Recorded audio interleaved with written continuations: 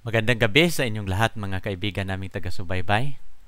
Kung paano ninyo napapanood ng nagdaang mga gabi ang topic natin. I-assure namin na sa gabing ito inyong mapanood muli ang pinakamahalaga sapagkat dito ninyo matutunan sa ating topic ang kadahilanan kung bakit marami ang nangingilin ng linggo. Ito po ang title na ating pag-aralan ngayon. Ang title natin ay Bakit Marami ang Nangingilin sa Araw ng Linggo. At alam ko na ito po'y magandang talakayan sapagkat ating nakikita sa ating sanlibutan ngayon kung gaano karami ang mga relihiyon na nangingilin sa araw ng linggo. Bago tayo dadako sa ating talakayan, tayo po muna yumuko para sa isang panalangin. Dakila naming Diyos, alam namin na kayo ang dahilan kung bakit kami nangangaral. At kayo po ang dahilan kung bakit ginawa namin ito sapagkat inyo pong inuutusan kami na ipangaral ang magandang balita. Sa gabing ito, Ama, pagpapalain ang aming talakayan. Pagpapalain ang mga katotohanan na aming inihanda para sa aming mga taga-subaybay. Umaasa kami sa inyong gabay, pangunguna, at aming hinihiling ang inyong espesyal na paghawak sa aming buhay. Pangungunahan nawa kami ng inyong banal na espiritu upang anuman ang aming sasabihin, mayroon itong kapangyarihan at maintindihan ito ng aming tagapakinig. Umaasa kami sa inyong pangunguna na inyo kaming pagpapalain lahat. Pagpapalain din ninyo ang lahat na nanonood ngayon sa araw na ito. Umaasa kami sa inyong pangunguna. Ito po'y aming hinihiling sa pangalan ng aming Panginoong Hesus. Amen. Okay, dito tayo sa ating talakayan ngayong gabi. Ang ating topic ngayon ay bakit marami ang nangingilin sa araw ng linggo. Ating natutunan kagabi na ang araw ng Sabat, ito po yung tunay na araw ng pangilin. Kaya nga ating nakikita ninyo ang ating paliwanag kagabi, tinitingnan natin sa referensya sa kalendaryo. Ang araw na ikapito, ito po'y Sabat at ito po ang turo ng ating Panginoon. Pero paano nangyayari na pinalitan ito sa halip na ikapitong araw, ginawa ito ng unang araw ng Sanlinggo. Pero nakikita ninyo itong maraming mga tao, no? Ito po'y isang pagkakataon, isang panahon na ang Papa sa Roma nagsasalita. At ganito po karami ang mga tao na nangingilin sa araw ng linggo. Kung iipunin sa buong sanlibutan, ang mga taong nangingilin sa araw ng linggo, ating nakikita na hindi lang sila milyon, kundi they are billion of people keeping Sunday as holy day.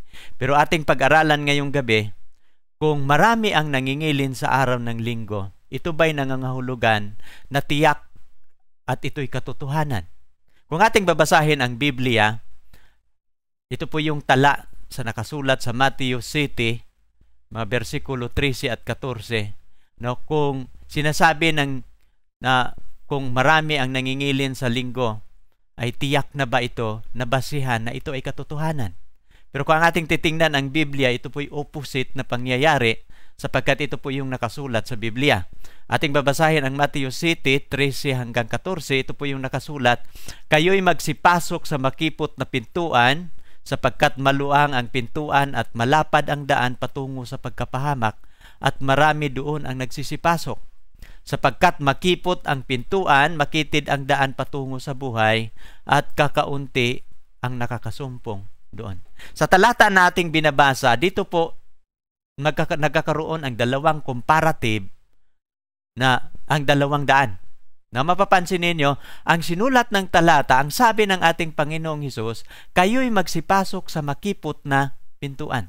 Kasi ang makipot na pintuan, ito yung tiyak na papunta sa kaligtasan.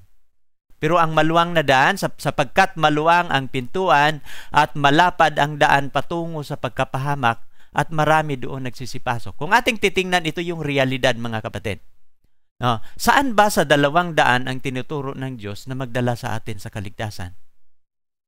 Hindi ang lahat na iniisip ng karamihan ay tama. Sa ating mga tao ang ating iniisip, pag maraming nangingilin sa linggo, yan ang tama. Sapagkat ang mga nangingilin yan, mga matatalinong tao yan.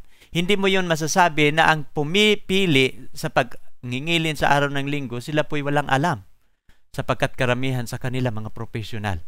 Pero bakit pag titingnan mo sa Biblia, ang tala sa Biblia, kakaunti ang pumapasok sa makipot na pintuan. Ang relihiyon po mga kapatid, ito po tulad ng Panginoon sa daan na makipot at sa daan na maluwang. Bakit ko ito sinasabi? Sapagkat ito yung katunayan na ang relihiyon na walang bawal, hindi po yung tunay na relihiyon. Sapagkat ang relihiyon na tama, mayroon pong mga restriction na inalagay ang Panginoon. Sapagkat ang kanyang mga batas, ito po'y magdadala sa atin patungo sa kabanalan. No, pag titingnan natin yung versikulo 14, ito yung sinasabi, sapagkat makipot ang pintuan, makitid ang daan patungo sa buhay, at kakaunti ang nakakasumpong doon. So in realidad, ito yung binabanggit ng Panginoon, no? Kapag marami ang pumapasok sa ganitong daan, ang sinasabi ng Biblia, opposite sa ating pinaninampalatayanan o pinaniwala, na kapag marami ay patungo yan sa kaligtasan. At ito pa yung tiyak na sinasabi ng Biblia sa Kawikaan 16:25, may daan na tila matuwid sa tao, ngunit ang dulo niyon ay daan ng kamatayan. Ang relihiyon ngayon ay halintulad ito ng Panginoon ng daan. Pero ito yung sinasabi at nakakagulat na katotohanan. Maaring ang iyong relihiyon na hawak ngayon ay tinuturing mo ito na magdala sa iyo sa kaligtasan. Maaring ang relihiyon mo ngayon ito'y matuwid para sa iyo. Pero mag-ingat ka, kaibigan. Maaring ang daan na iyong pinaniwalaan na magdala sa iyo sa kaligtasan, baka ang dulo niyan ay daan ng kamatayan. Ngayong gabi ating pag-aralan ang isang katotohanan, bakit marami ang nangingilin ng linggo. Sa Bagong Tipan, ating pag-aralan, alam niyo pag ita-type ninyo sa mga computerized Bible ninyo, may mga Bible tayo na nasa computer na, no? Mayroong mga ganong mga Biblia.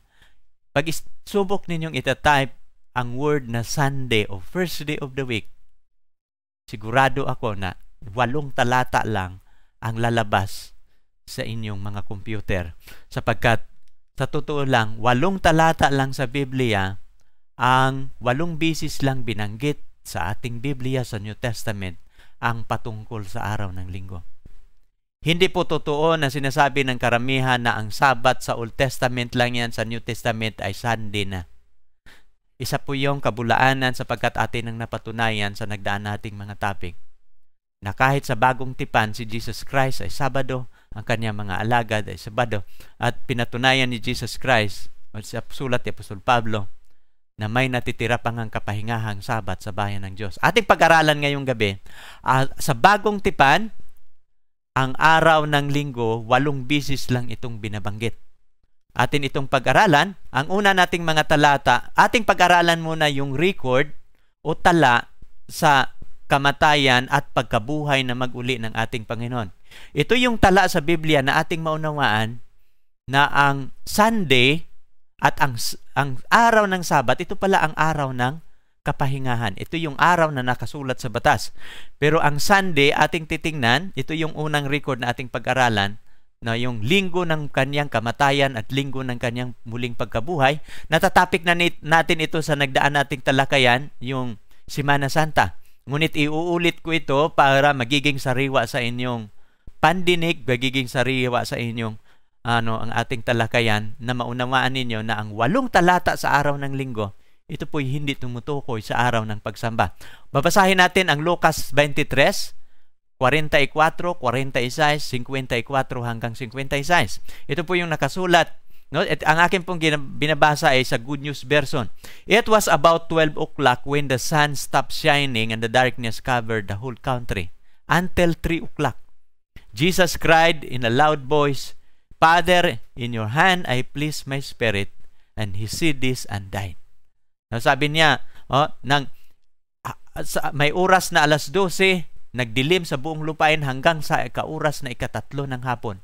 At sumigaw si Jesus ng malakas na tinig. Anong sabi niya? Ama, sa mga kamay mo ipinagtagubilin ko ang aking espiritu. At pagkasabi dito, nalagot ang kanyang hininga. Ating pag-aralan, nung namatay si Jesus Christ doon sa linggo ng kanyang kamatayan, at tinatawag ito na the Holy Friday, sapagkat 3:00 siya namatay. Sabi, anong araw yun nang siya namatay? Mababasa natin litra por litra sa Good News Bible. sa 54. Ito po yung nakasulat. It was Friday and the Sabbath was about to begin. And the woman who had followed Jesus from Galilee went with Joseph and saw the tomb and how Jesus' body was placed in it. And when they went back home and prepared spices and perfumes for the body, and on the Sabbath, they rested as the law commanded.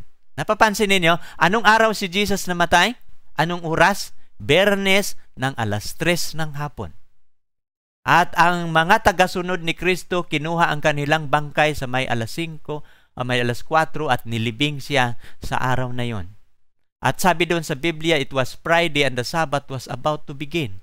Kasi sa kalendaryo ng mga Hudyo, sa Julian calendar, ang araw pa ang reckoning of time, mag-umpisa ang Sabat sa may oras na 6:00 ng Biyernes. Kaya nga ang Sabat was about to begin. At kinabukasan, no, at on the Sabbath, they rested as the law commanded. Tatanungin ko kayo ngayon, anong kasunod sa araw ng Biyernes? Ang kasunod sa araw ng Biyernes, Sabado, at yun yung tinutukoy sa Biblia na Sabat. Ito ang 7 araw na pangilin sa Biblia. Ito yung araw na nakasulat sa 10 kautusan na ito ang araw na totoong itinatalaga ng Panginoon na araw ng pagsamba. Isang banal na pagpupulong. Ngayon ating natutunan na ang linggo ng kanyang pagkabuhay, namatay siya Friday, dito tayo sa linggo. So kung mayroong Biyernes, ang kasunod Sabado, at ang kasunod sa Sabado ay linggo. Anong ginagawa nila nang dumating sa araw ng linggo, doon sa linggo ng kanyang kamatayan? Datapwat ng unang araw ng Sanlinggo, pagkaumaga, nagsiparoon sila sa libingan, may dalang pabango na kanilang inihanda. At nasusumpungan nilang naigulong ng bato mula sa libingan. At ito yung sabi ng anghel, wala siya dito. Datapwat nagbangon, alalahanin ang salita na sa inyo siya'y nasa Galilea pa, na sinasabi kinakailangan ng anak ng tao ibigay sa mga kamay ng taong makasalanan, ipako sa krus at magbangon muli sa 3 araw. No, napapansin ninyo yung tala, ating pag-aralan, ang ating topic ngayong gabi ay patungkol sa araw ng linggo. Napapansin ba ninyo, nang sa linggo ng kanyang pagkabuhay na maguli, alin ang mga tala ng mga alagad kung saan sila pumupunta? Ilan sa mga alagad niya ang pumupunta sa simbahan para sumamba? Wala. Sapagkat ang tala sa Biblia, nang dumating ang araw ng linggo, sila po'y pumupunta sa libingan. At sila po'y hindi pumupunta sa simbahan. Ito pong isang katotohanan na malinaw na sinasabi sa Biblia, ang litra por litra, na ang araw ng linggo, wala po itong katotohanan na hindi ito ang dapat na pagsamba. Sapagkat sa linggo ng kanyang kamatayan ating natutunan na after Friday, when the Sabbath, they rested as the law. When the Sabbath came, ang kanyang mga disciple, they rested as the law commanded. Noong pag-araw ng linggo, walang nangyayaring pagsamba o hindi sila pumupunta sa simbahan. Kung ating babasahin yung Good News version sa Lucas 24:1, yung binabasa natin kanina, first day of the week yun. Ang unang araw sa Sanlinggo sa kalendaryo, linggo yan. Pero pag titingnan ninyo sa Good News Bible, very early on Sunday morning, the woman went to the tomb carrying spices that he had prepared. Isang katotohanan, bakit sila nagdala dito ng mga pabango? Kasi yung pabango na kanilang inihanda, Friday yon, natapos na ang paglibing, saka na nila naihanda ang pabango. Bakit natapos na ang paglibing? Kasi nung namatay si Kristo sa libingan, sa cross, hindi na sila umuwi para magkuha ng mga pabango. Diretso na nila inilibing si Jesus Christ doon sa libingan. Kaya nga yung mga pabango, hindi nalagyan ang kanyang katawan ng mga pabango. Kaya nga yung mga pabango na inihanda nila sa Biyernes, dinala ito ng mga kababaihan sa araw ng linggo ng umagang-umaga. At bakit hindi nila inilagay sa katawan ni Jesus sa araw ng Sabat? Sapagkat para sa mga Hudyo o sa tagasunod ni Kristo, mahalaga sa kanila ang araw ng Sabat sapagkat ito po'y itinakda sa kautusan. Sapagkat ang araw ng Sabat, yun po ang pamamahinga at pangilin sa Biblia. Now, dito tayo sa 2 talata patungkol sa araw ng linggo. Sa Mateo 28, pagbabasahin ninyo yung Mateo 27:62, ito po yung tala na ang araw ng Biyernes na yon ay dakila at araw po yan ng paghahanda. Ang Friday sa Biblia, ito po ay preparation day. Kasi ang araw ng Sabat, banal, at ang mula Sunday hanggang Friday, that is ordinary day sa Biblia. Atin pong basahin, nang matapos ang araw ng Sabat, nang magbukaying liwayway na ang araw, anong unang araw ng Sanlinggo, nagsiparoon si Maria Magdalena at isa pang Maria upang libingan. Napapansin ninyo, pag nang matapos na ang Sabat. Anong kasunod pag matapos ang Sabado? Linggo. Nasabi niya dito, nang natapos na ang Sabado, nang magbukang liwayway na ang unang araw ng Sanlinggo. Ano ba yung unang araw sa inyong kalendaryo? That is Sunday. At tayo naniniwala nung nabuhay si Kristo mula sa mga patay. Walang naniniwala. Pag sabihin ninyo, nabuhay siya Sabado, nabuhay siya Lunes, walang maniniwala. Kasi ang ating buong sanlibutan, hindi lang ang Pilipinas, naniniwala sa muling pagkabuhay ni Jesus Christ na linggo, araw ng linggo yan. Pero yung araw ng linggo, napapansin ninyo, ang mga kababaihan pumupunta ba sa simbahan? Hindi sila pumupunta sa simbahan. Saan sila pumupunta? Sa libingan. Ito po yung mga tala at paulit-ulit itong sinusulat ng 4 na mga alagad kasi ito yung kasaysayan, tunay na kasaysayan sa Biblia na hindi po nakatala sa Biblia na pagkaaraw ng linggo sila po'y pumupunta sa simbahan. Dito naman sa Marcos 1, Marcos 16:1, at nang nakaraan ang Sabat. Ang Sabat, natapos na ang Sabat bago na dumating ang unang araw. Si Maria Magdalena at Maria na ina ni Santiago at si Salome nagsibili ng mga pabango upang sila'y magsiparoon at siya'y pahiran. At pagka-umagang-umaga ng unang araw ng Sanlinggo, nagsiparoon sila sa libingan ng sikat na ang araw. Na mapapansin ninyo, pareho ang mga sulat ng mga alagad na nung nakaraan na ang Sabat. Kaya nga ang issue sa Sabat at sa hindi mo pwedeng sasabihin na ang Sabat, Sunday yan. No. Mababasa natin litra por litra na nakaraan na ang Sabat bago pa dumating ang unang araw ng pagkabuhay. Ibig sabihin, magkaiba yan na ang Sunday, hindi yun ang Sabat. Sapagkat sa Biblia, ang Saturday, na litra por litra, na ating mapapatunayan na sa Biblia pala, ang Sabat pala sa Biblia dapat Saturday at hindi Sunday. Dito tayo sa pang-4 na tala, at nang nagbangon na ng unang araw sa Sanlinggo, napakita muna siya kay Maria Magdalena at nasa kanya 7 demonyo ang pinalayas niya. Nang nabuhay maguli si Jesus sa araw na yon, anong unang ginawa ni Jesus Christ? Nagpakita siya kay Maria Magdalena. Si Maria Magdalena, sabi doon na 7 demonyo ang pinalayas ni Jesus Christ. Nung siya po'y niligtas, siya po'y pinalaya sa sa demonyo. Mapapansin ninyo, nang nakasulat, binabasa lang natin yung araw ng linggo, si Jesus ang pumupunta kay Maria at siya nagpakita. Ito naman, dito tayo sa tala ni Juan 20, versikulo 1. Pagbabasahin mo yung 19:31, dakilang araw ng paghahanda, ang Biyernes, kung saan si Kristo namatay. Pero sabi niya dito, ng unang araw nga ng Sanlinggo, ay naparoong maaga sa libingan si Maria Magdalena, samantalang madilim pa at nakita niya ang bato na naalis na sa libingan. Ay kailang talata yan ang ating binabasa? 5 talata sa araw ng linggo. Mayroon na lang pong 3 tayo at wala na tayong mababasa ang araw ng linggo sa Bagong Tipan.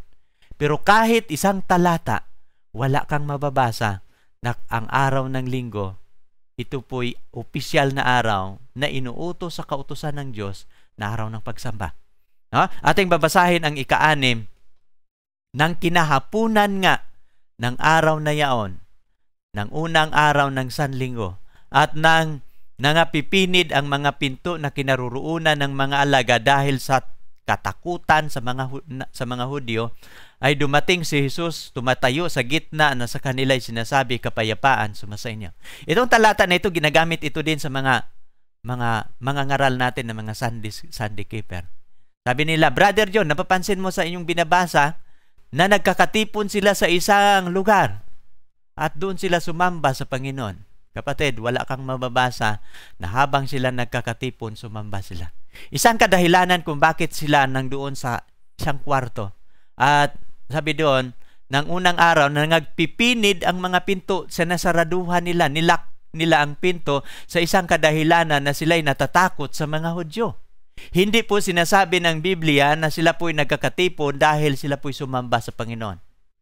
Pero nang nagkakatipon, at ang yung pagtitipon nila hindi sa lahat ng mga mananampalataya, kundi ito po'y pagkakatipon nila dahil exclusive lang sa mga alagad. Dumating si Jesus Christ at sinasabi ni Jesus, "Peace be with you." Kapayapaan sumasa inyo.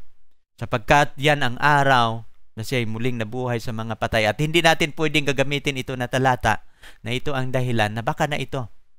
Ang baka walang katiyakan yan sapagkat hindi po yan ang sinabi ng talata. Ang ating pag-aaral, ating pahintulutan na ang salita ng Diyos, ang mga talata siyang magpapaliwanag at hindi tayo ang magpapaliwanag. So walang paliwanag sa Biblia na sila'y nagkakatipon para sa pagsamba. Ha? Malinaw yan. Now dito tayo sa ikapito. Now baka naman sa ikapito maaari. At nang unang araw ng Sanlinggo, nang kami nagkakapisan, nagkakatipon upang pagputol-putulin ang tinapay. Si Pablo nangangaral sa kanila nang nag-akalang umalis kinabukasan at tumagal sa kanya ng pananalita hanggang sa kalahating gabi. Ito, sabi nila, brother yun, nababasa mo na, litra por litra. Na ng unang araw, kami nagkakatipon upang pagputol-putulin ang tinapay. So, mapapansin ninyo. Pero ito bang pagputol-putol sa tinapay na ginagawa sa araw ng linggo, isa na ba itong basihan? Na mamaya atin niyang maunawaan. At kailangan din sa Biblia, ating pag-aralan, anong oras ba ito ng araw ng linggo na sila ni Pablo at ang mga kapatiran nagtipon-tipon para sa pagputol-putol ng tinapay? Pag ating i-compare ang mga version sa Biblia, ito yung, for example, ang ating version ngayon na ating tinitingnan, ito yung Good News Bible. Now, ang ating mga Bible scholar, maingat sila sa pagsalin mula sa original na Griego na salita papunta sa ating English, papunta sa mga Tagalog. Pero pag ikukumpara ninyo itong sa isang Good News version na Bible, nang nagkakatipon sila para magputol-putol ng tinapay, anong oras yon? Sa unang araw. Kasi sa Biblia, yung ating binabasa kanina, walang specific time kung anong oras. Pero pag babasahin natin ang Good News Bible, it was Saturday evening. Anong sabi niya dito? On Saturday evening, we gather together for fellowship meal. Paul spoke to the people and keep on speaking until midnight since he was going to leave the next day. So ano bang ibig sabihin dito na magkakontradict ba ang Biblia? Ang sabi doon, unang araw ng Sanlinggo, nagkakatipon kami. At ano naman itong sinasabi sa Good News Bible na Saturday evening? Kasi ating pag-aralan kunti mga kapatid, ang Bible reckoning, ito yung unang tanong, mayroong mga tatlong tanong na ating pag-aralan ngayong gabi. Na dapat maintindihan ninyo bakit ang sulat ng ibang version unang araw, pagdating ng sa Good News, ginagawa naman na Saturday evening pala, nagkakatipon sila. Ating pag-aralan ngayon, kunti, ang paano ba natin binibilang ang isang araw na 24 oras? Pangalawang tanong, anong oras nag-umpisa at matapos ang isang araw? At pangatlo, ito yung para natin maintindihan, paano ito itinuturo at sinabi ng Diyos sa paglalang? Paano ba natin binibilang ito? Ito yung tanong, paano ba natin binibilang ang isang araw? Ang isang araw, mayroon tayong 24 oras sa isang araw. At ilang oras ang napapaloob, ilang ang oras ang gabi, ilang oras ang kadiliman, at ilang oras ang liwanag. Kapag ating babasahin ito sa paglalang, ang first day and second day, ating pag-aralan, at kahit pag-aralan ninyo hanggang seventh day, isa lang ang sinasabi ng Biblia. Sa American Standard Version, sa Genesis 1 verse 5, and God called the light day, and the darkness he called night, and there was an evening and there was morning one day. Paano binibilang sa paglalang ang isang araw? Ito po ang isang araw, mayroon pong 24 oras. Pero ang paliwanag sa Biblia sa paglalang, nagkakaroon ng there was an evening, nagkakaroon ng gabi, at nagkakaroon ng umaga, isang araw. Napapansin niyo? Dito sa Genesis 1, versikulo 8, titingnan natin, at ito po yung Good News Bible na sulat, no? He named the dome sky. Evening passed and morning came. That was the second day. So, ibig sabihin, ang pagbilang pala ng panahon, ganito yun kaibigan. No? Ang ating 24 oras, ay composed ito of 12 hours na dilim at 12 hours na liwanag. At kung ating tatanungin ang tala sa Biblia, alin ba dito ang una, sa dilim o liwanag? Maraming nagsasabi, ang pagbilang ng araw, mag-umpisa yan sa liwanag, saka ang dilim.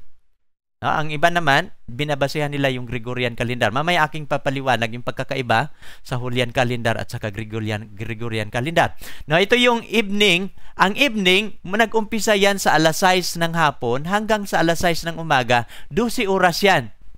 At nung pagkaumaga ng alas 6 hanggang alas 6 ng hapon, 12 oras yan, yung tinatawag na 24 oras. Kaya nga pag-umpisa ng alas 6 ng Sabado ng hapon, habang si Pablo nagsasalita hanggang sa alas 12, ay first day of the week na yan sa Biblia. Kaya nga anong oras si Pablo nung nagsasalita silang nagkakatipon? Sa Good News Bible ating mababasa na it was Saturday evening. At yun, kapag yan ang ating basihan, hindi po yan katiyakan na yan ang basihan na ang Sabado na babago sa linggo. Napapansin ninyo? Kaya nga ito yung good news. On Saturday evening, we gather together for fellowship meal. Paul spoke to the people and kept on speaking until midnight since he was going to leave the next day. So, kinabukasan, umaalis na siya. Pero yung kinabukasan noon, first day pa rin yun. Ating pag-aralan ngayong gabi, ano bang pagkakaiba? Paano ba natin binibilang, Brother John, ang araw ngayon? Di ba? Ang pagbilang sa araw ngayon ay 12 o'clock. Kasi pag isi-celebrate natin ang New Year, celebrate natin ang Pasko, yung kanyang kapanganakan, tayo nag-celebrate tuwing December ng kapanganakan ng Panginoon. Pero anong sineselebrate natin? Naghintay pa tayo ng alas 12. Pag isi-celebrate natin ang New Year, naghintay pa tayo ng alas 12. Ipapaliwanag ko sa inyo mga kapatid ang pagkakaiba sa Julian calendar at ang Gregorian calendar. Ang Julian calendar, ito po'y ginawa before Christ, 46 BC sa pamamagitan ni Julius Caesar. Kaya nga yung pangalan na Julian, galing po yun sa salitang Julius Caesar. Siya po yun ang nagpanukala na gagawin ang kalendaryo na yon. Ang kalendaryo na yon, ang basihan niyan ang pag-ikot ng ating planeta sa ating solar system, sa ating araw. At ito po'y binabasihan natin ang kaya nga tinatawag niya na solar calendar. At yung kalendaryo na yan, at ang isang taon, ang pagbibilang ng araw ay 365 days and 1/4. Kaya nga every 4 years, yung 1/4 magiging isang araw. Kaya nga mayroong tinatawag na leap year. Ang ating February nagiging 28. Every 4 years, magiging 29 yan. Pero dati pa yan sa Julian calendar. At sa pag-aaral doon sa Julian calendar, ipinag-aralan ng mga eksperto, mayroon naglalaps ng oras na 11 minutes at saka 10 seconds. At nung nangyayari ang 16th century, napapansin na itong 11 minutes at saka 10 seconds, umaabot na ito ng 10 days. At kung hindi nila babaguhin ang kalendaryo, ay palaki ng palaki yung pagsobra ng mga araw doon sa pag-ikot ng ating planeta doon sa araw. Kaya nga, naipag-isipan nila itong babaguhin, palitan ang kalendaryo.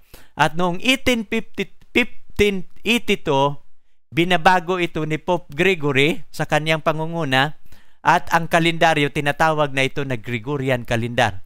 Pero yung arrangement, ang arrangement doon mula sa unang araw hanggang ikapito, ang basihan ni Julius Caesar doon sa creation sa Biblia. Kaya nga ang pagbilang niya sa time of reckoning, sa reckoning of day, ang pagbilang niya sa mga panahon, ito po'y mula sunset hanggang sunset. Kung ano ang sinasabi ng Biblia, yun po ang nakasaad doon sa Julian calendar.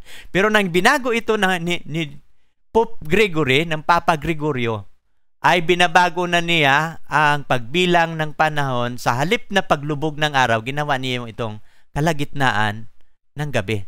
Nagiging alas 12 ng oras ng gabi ang pagano. Pero pag titingnan natin doon sa original, sa Biblia at sa Julian calendar, yun yung tama. Kaya nga mayroong pagkakamali ang pagbilang ng panahon sa Julian calendar. Mayroong isang astronomer, Italian astronomer, na ito po yung sa kanyang pag-aaral, paano nila solusyonan yung 11 minutes sapagkat nung binago ang kalendaryo, nananatili pa rin yon. So, kanila pong napagdidisyonan, sinasang-ayunan ni Pope Gregory, na every 100 year, ang leap year ay hindi bibilangin tuwing ika-100 year. So, para ang sobra na mga araw, mga araw ay mapupunuan nila.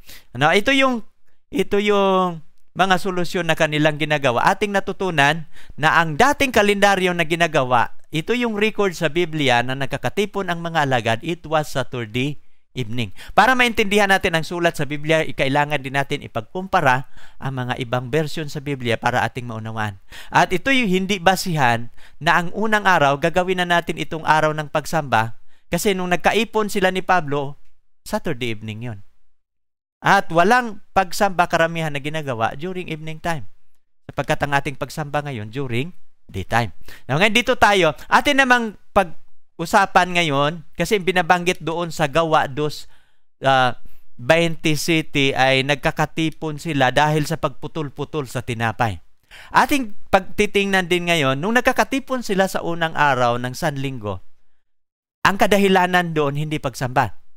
Kung di ang kadahilanan kung bakit sila nagkakatipon ay dahil sa pagputol-putol ng tinapay. Mayroong mga ibang manunulat o nag-i-interpret na ang pagputol-putol ng tinapay, ito po'y the Lord's Supper. No? At ito po'y tinatawag ito sa na Santa Cena. Kaya nga sila na ang pagputol-putol ng tinapay. Mayroon ding iba na ang pag-ipon-ipon nila doon, hindi yun Santa Cena, kundi ito ay farewell party. Sapagkat si Pablo, kinabukasan, aalis na. At sila po ay nagkatipon-tipon na nagputol-putol ng tinapay. Pero saan man doon, kapatid, ano man ang kanilang interpretasyon, ay maaring isa doon ay tama. Pero ito yung katotohanan, ano bang araw ang ginagawa ng mga alagad na pagputol-putol sa tinapay? Ito ba'y weekly, every Sunday? No? Or ginagawa ito din sa mga ordinaryong araw. Pag ating babasahin, yung tala ng mga gawa, Kapitulo 2, 46, may mga record pa dito mga kapatid, paano nila ginagawa itong pagputol-putol ng tinapay, no? Para ating mapag-aralan ito ba'y basihan. Ating babasahin ang 2:46, at sa araw na sila'y panatiling matibay sa pagkakaisa sa templo, at sa pagputol-putol ng tinapay sa bahay-bahay, nagsisikain sila sa kanilang pagkain na may galak, na may katapatan ng puso.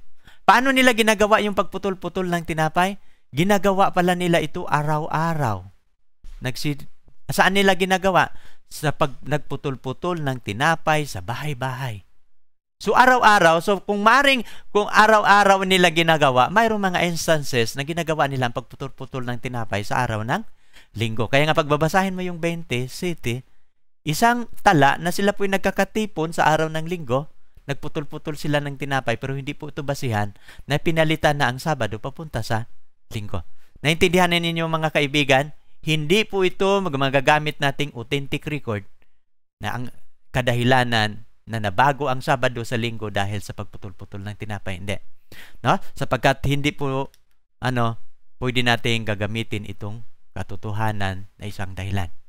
Ang pinakamatibay na dahilan kapag sabihin mismo ng Diyos na nakakaroon ng pagpalit mula sa Sabado papuntang Linggo. Pero wala po tayong mababasa. Dito tayo sa pang-8. Ito yung panghuling talata sa New Testament tungkol sa unang araw. Sa unang Korinto 16:2, atin pong babasahin. Tuwing unang araw ng Sanlinggo, ang bawat isa sa inyo magbukod ng handog ayon sa kanyang ikagiginhawa upang huwag nang gagawa ng ambagan sa pagparian ko. Pagbabasahin ninyo itong talata, sabi nila, tingnan mo Brother John, hindi lang sila nagkakatipon para magputol-putol ng tinapay, pero tuwing araw ng Sanlinggo, pag tuwing, palagi yan. Every Sunday yan. Ay ng Sanlinggo, ang bawat isa sa inyo magbukod na ng handog. Mapapansin ninyo, hindi sinasabi ng talata, tuwing Linggo magkakaroon tayo ng gathering. Fellowship gathering o worship time. Hindi sinabi ng talata. Ang binabanggit dito ni Pablo, not worship but collection. Napapansin ba ninyo, tuwing unang araw ng Sanlinggo, ang bawat isa sa inyo magbukod na ng handog. Kasi may mga abuloy. Sa gawain ni Apostol Pablo kasi, ang sila na mga alagad ng Panginoon, ang nagiging sentro ng kanilang, yung kanilang ministeryo. Ang kanilang headquarters ay ang Jerusalem. Lahat ng mga lugar, kinukuliktahan nila ng mga abuloy, lahat ng mga abuloy dinadala nila sa Jerusalem. At kanila itong pinamimigay sa mga babaeng bao, mga kapatiran na walang hanap buhay, at yun sa mga orphans para masusustain ang pangangailangan ng iglesia. Pero napapansin ninyo, ang day of collection na pinipili ni Apostol Pablo tuwing unang araw.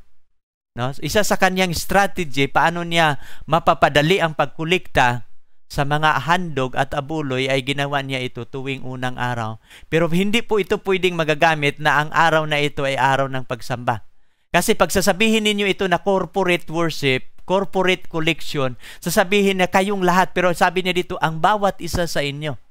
So mapapansin ninyo, every individual ay kailangan na ng magbukod para pagdating niya, kukunin na lang niya. So napapansin niya dito, hindi po ito ang basihan at wala pong mababasa tayo litra por litra na ito po day of worship. Kaya nga ito po yung katotohanan na ating natutunan ngayon ay malinaw na hindi po natin pwede itong gagawing basihan na ang Sabat na bago na sa Sunday. Dito tayo sa panghuli, mahirit pa tayo ng isa. Ito yung pangsiyam. Maraming nagsasabi na itong Apokalipsis 1:10, ito yung unang araw ito. Pero wala kang mababasa na ito po'y unang araw. Ako'y nasa espiritu ng araw ng Panginoon at narinig ko sa aking likuran ang dakilang tinig na tulad ng pakakak. Marami sa mga ngaral, ginamit ito at ito'y sinabi na ang araw ng Panginoon ay Sunday. At ito po yung nila, sasabihin ko sa inyo kung paano nangyayari ang dayaan. Paano nangyayari ang deception of teaching. Alam niyo mga kaibigan, kapag ang isang mangangaral magsasalita, ang kanyang sasabihin galing sa talata, pagkatapos magtanong siya sa kanyang binabible studyhan, pagkatapos yung kanyang interpretasyon, sagot sa katanungan, ilalagay niya yung kanyang interpretasyon doon sa tatalata at maaring pakinggan mong tama. Bibigyan kita ng halimbawa. Kapag mababasa nila itong Apokalipsis 10, ako'y nasa espiritu ng araw ng Panginoon. Narinig ko sa aking likuran ang dakilang tinig na tulad ng isang pakakak. Sinong nagsabi nito? Si Juan na alagad. Pero habang siya nandoon sa Patmos, sabi niya, ako'y nasa espiritu ng araw ng Panginoon. Anong ibig sabihin? Na mayroon si Juan kinikilala na araw ng Panginoon. Pag mayroong nagtuturo ng ganon, ito yung gagamitin ng bulaang mga ngaral. Sasabihin nila, kapatid, tatanungin kita, ano ba sa palagay mo ang araw ng Panginoon? Ikaw na walang alam, hindi mo masasabi kung ano ang araw ng Panginoon. Tapos magtanong siya ng tanong, ano bang araw si Kristo na buhay mula sa mga patay? Nasasabihin mo, araw ng linggo. Ito yun kapatid, ang araw ng Panginoon. At yung muling pagkabuhay ni Jesus Christ sa mga patay, ito yun ang araw ng Panginoon. Pero pagpapansinin mo ng malinaw, hindi sinasabi ng talata na dahil si Kristo nabuhay mula sa mga patay sa unang araw, yan na yung araw ng Panginoon. Interpretasyon lang yan ng isang nangangaral. Pero ating titingnan ngayon, ang tamang interpretasyon sa Biblia, kapag sinabi ng Biblia na mayroong araw ng Panginoon, babasahin natin ang talata kung anong araw ang araw ng Panginoon. For example, ating pag-aralan ngayong gabi, nang sinabi ni Juan, ako'y nasa espiritu sa araw ng Panginoon, saan ba natin mababasa tala sa Biblia na sinasabi ng Diyos litra por litra na yung araw na yan ay araw ng Panginoon? Mababasa ba natin litra por litra na ang linggo o unang araw, ito'y sinasabi sa Biblia na araw ng Panginoon? Kung walang mababasa litra por litra sa Biblia na ang linggo araw ng Panginoon, ay kasinungalingan po iyang interpretasyon. Pero ating pagbabasahin ngayong gabi, saan ba natin mababasa litra por litra na mayroong araw na tinatawag ng Diyos na kanya araw ng Panginoon? Ating babasahin ang Isaiah 53. Alam niyo marami pang mga talata sa Biblia, pero itong isang talata sapat na ito na maintindihan mo. For example, ating babasahin yung 58 versikulo 13 hanggang 14. Kung inyong iurong ang inyong mga paa sa Sabat, sa paggawa ng inyong kalayawan sa aking banal na kaarawan. Kaninong banal na kaarawan ito?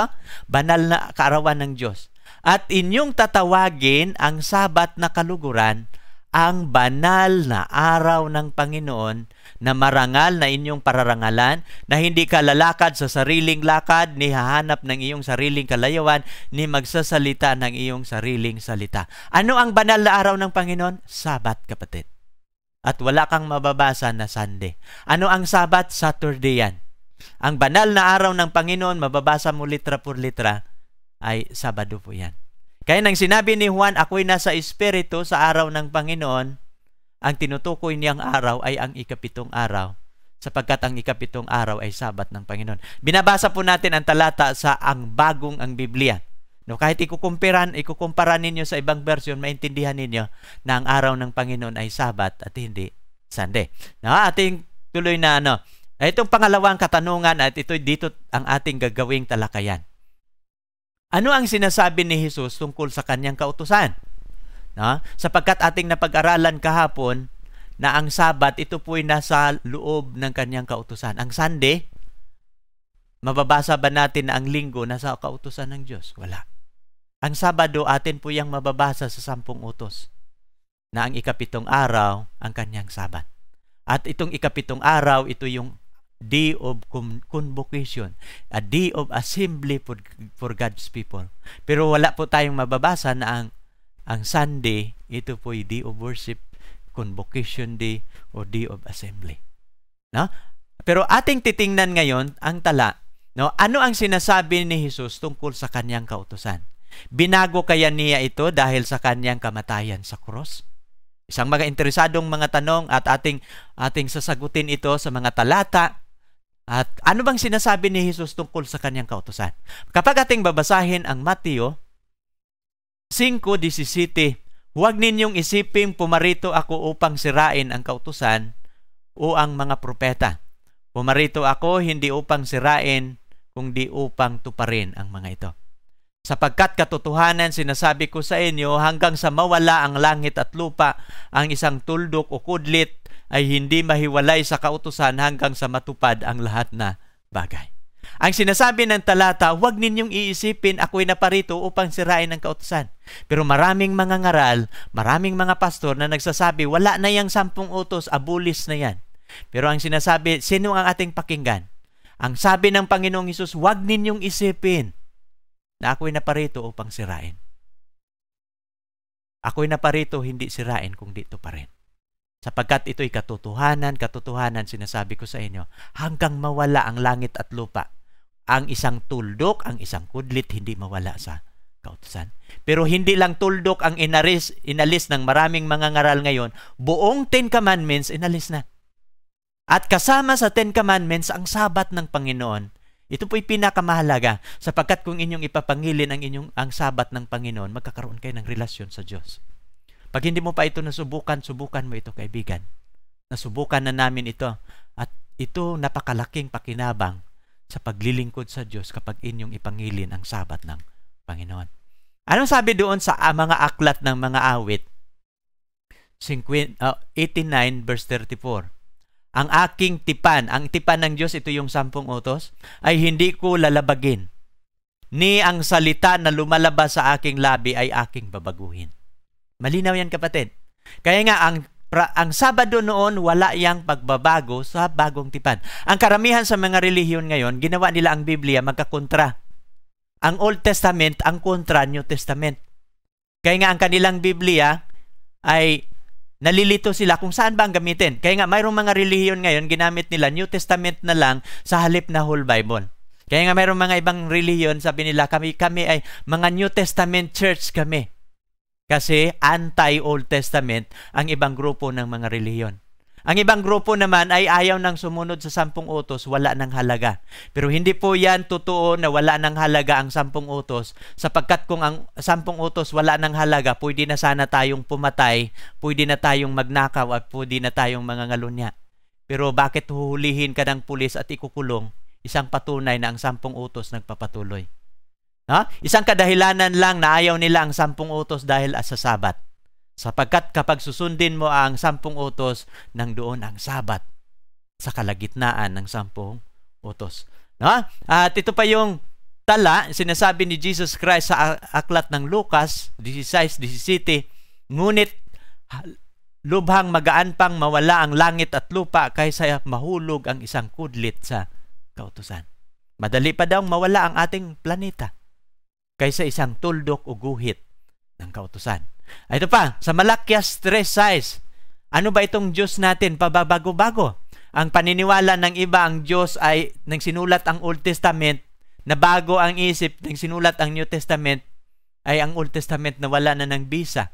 Hindi yan totoo. Ito po yung tala sa Malakias 3:6, ito po yung nakasulat, "For I am the Lord, I do not change, I change not."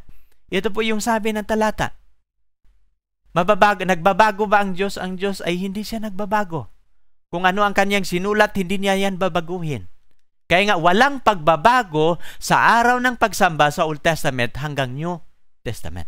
Kaya nga si Jesus Christ, Sabado, ang kanyang mga alagad, Sabado, hanggang sa bagong langit at bagong lupa. Kung Sabado doon sa bagong langit at bagong lupa, Sabado tayo ngayon. Okay? Dito tayo, kaya nga sabi ni Jesus Christ, "If you love me, keep my commandments." At ito yung utos ng Panginoon. Ito yung hindi tinuturo ng karamihan. Akala nila kung kapag mahalin natin si Jesus, wala na yung kautusan. Isa yung turong kabulaanan. Sapagkat hindi mo pwedeng ihiwalay si Kristo at ang kanyang kautusan. Ha? Dito tayo. Pangatlo nating pag-aralan ngayong gabi. Kung walang pagbabago sa utos ng Diyos sa Biblia, paano nangyayari na ito'y pinili ng karamihan na linggo na ang pinakaaraw ng pagsamba? Ito yung magandang talakayan nito, no? Kung hindi binabago ito sa utos ng Panginoon, paano nangyayari? Ito yung mga referensya natin, ating pag-aralan. No? Ano bang mga referensya na ating mababasa? Sino bang nagbabago nito? No? Ang unang pagdeklara na ang araw ng linggo ay walang trabaho sapagkat ito'y ginawang araw ng pahinga. Ito po'y mababasa natin sa mga tala ng encyclopedia, no? Sa Catholic Encyclopedia, ito yung pagtitingnan ninyo yung article sa Sunday, mababasa po ninyo yan. No, yung March 7, 321. No, ang una, ito yung ating mga referensya. Ito po yung mga Katolikong referensya ng mga aklat, pero atin pong mababasa litra por litra kung paano nangyayari na ang Sabado binago ito sa linggo. Walang base sa Biblia, wala kang nababasa na nagkakaroon ng pagbabago na binago ng Diyos. So, sinong nagbabago nito? Ito yung ating referensya. In the year AD 321, the Roman Emperor Constantine decreed that the first day of the week, Sunday, was to be observed as a civic day of rest from ordinary work and business that did not impose any obligation for religious observance upon Christian. But in AD 336, the Catholic Church at the Council of Laodicea made the ecclesiastical law obliging the faithful to attend Mass and to abstain from servile work on Sunday. So mapapansin ninyo, itong referensya na ating binabasa, ang unang nagdeklara sa taong 321, isang emperador sa Roma, ang emperador na ito, si Constantine, ang decree niya na ang araw ng linggo ay gagawin itong civic day of rest. So, inilagay niya ito sa kanyang batas, sibil, na dinideklara niya ang linggo ay araw ng pahinga. Pero hindi niya iniutos ito na magiging religious observance. Hindi ito niya iniutos na ito'y araw na ng pagsamba. Pero sa taong 336, mayroong isang nag-revise sa batas ni Constantino na ang hindi lang siya araw ng pahinga o sa trabaho, kundi araw na ng pagsamba. Sinong nagbabago? Ang Catholic Church. Sa Council ng Laodicea sa 336, ginawa ni made the ecclesiastical law at inoobliga niya lahat ng mga faithful na umatin ng kanilang Mass at paghinto sa trabaho pag-araw ng linggo. Kaya nga ito yung pagbabago ni Constantine, no? Mayroon siyang Edict of Constantine AD March 7 yan, 321. Sabi dito itong pang isang referensya, you may read the Bible from Genesis to Revelation and you will not find a single line authorizing sanctification of Sunday. The scripture enforces the religious observance on Saturday. Ang sumulat po nito isang Katoliko, si Cardinal Gibbons, The Faith of Our Fathers, page 89. No? Wala kang mababasa kahit isang sentence mula Genesis hanggang Revelation na iyong mababasa na pinabanal ang araw ng linggo. Ang Biblia nag-enforce ang utos ng Diyos na ating i-observe ang Saturday. Katoliko ang author niyan. Pero siya mismo nagsabi, si Cardinal Gibbons, na ang Scripture enforce the religious observance of Saturday. Pero sabi niya dito, sa Convert of Catechism, siguro makabili kayo ng ganitong libro. Pero ang ganitong libro ating pong mababasa sa Convert of Catechism, nagkakaroon ng tanong at sagot. At kababahagi dito ating babasahin natin sa libro ng Convert of Catechism. Mayroong nagtanong kay Cardinal Gibbons, which day is the Sabbath? Which is the Sabbath? Sabi dito. Pero sabi ni Cardinal Gibbons, Saturday is the Sabbath day. Why do we observe Sunday instead of Saturday? Because the Catholic Church transferred the solemnity from Saturday to Sunday. Ito yung sulat ni Peter German, 1948, page 50. Mapapansin ninyo, ito yung katotohanan. Pag titingnan natin mga referensya, saan ba natin makukuha ang referensya na mayroong isang otoridad, kapangyarihan, na nagbago sa batas ng Diyos sa pag-araw na ginawa nito ng linggo. Isa lang ang umaamin sa pagbabago, walang iba, kundi ang Katolikong simbahan. Sabi ito pang isang referensya. The church, after changing the day of rest from Jewish Sabbath or 7th day of the week to the first day, made the 3rd. Ito pa, commandments refer to Sunday as the day to be kept holy as the Lord's Day. Mababasa natin yan sa Catholic Encyclopedia sapagkat nung binabago ang Katoliko ang Sabado papuntang Linggo, hindi lang ang Sabado ang binabago niya. Kundi binabago niya ang formation, ang pagkasunod-sunod sa utos ng 10 utos. Pag babasahin ninyo yan sa Convert of Catechism, mga katekismo na mga aklat ng Katoliko, inyo pong mababasa ang revision, ang pag-revise nila sa utos ng Diyos. Kapag ang unang utos ng Diyos, huwag kang magkakaroon ng ibang Diyos sa harap ko. Unang utos yan. Pero ang pangalawang utos, inalis yan ng Katoliko. Sapagkat ang pangalawang utos, paso sila, hindi pwede na ilagay nila sa Convert of Catechism ang pangalawang utos kasi labag sa kanilang doktrina. Sapagkat ang utos sa pangalawang utos, huwag kang gagawa ng larawang inanyuan ng anumang kawangis na nasa langit, sa lupa at ilalim ng lupa. Huwag mong yuyukuran sila at paglingkuran, at ito'y tinuturo ng kanilang simbahan. Kaya nga ngayon, mayroong bagong santo sa Pilipinas ngayon na si Pedro Calungsod, marami na namang magwo-worship. No? Marami na namang manalangin sa santo na kanilang ginagawa. Kaya nga, inalis nila yan sa 10 utos sa Convert of Catechism na aklat. At ang ika-4 na utos, inilipat yun nila sa ika-3.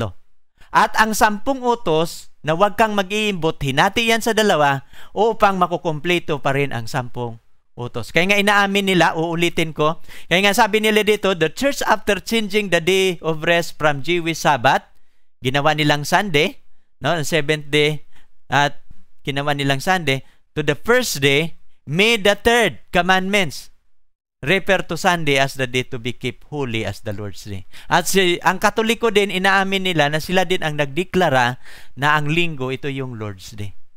While the Bible declare na ang Lord's Day is the Sabbath day. Okay, naintindihan natin. Ito pang referensya ating babasahin. Ito, mga aklat ito ng Katoliko na ating ginagamit ngayon. Now, the authority of the church could therefore not be bound to the authority of the Scripture, because the church had changed the Sabbath to Sunday, not by the command of Christ, but by its own authority. Canon and Tradition, page 263. Na mapapansin ninyo, at ito yung turo ng Katoliko ngayon, malinaw yan, na ang otoridad ng Iglesia, hindi ito magpailalim sa otoridad ng Biblia. Ano ang paniwala ng Katoliko ngayon? The church is above the Bible. Pero pag babasahin ninyo yung sulat ni Pedro, ang lahat ng mga tao ay katulad ng damo. Ang damo nalalanta. No? Pero ang salita ng Diyos, ang damo nalalanta. Pero ang kasalita ng Diyos mananatili ito magpakailanman. The Catholic Church, alam niyo yung church mga kaibigan, ito ay composed of people.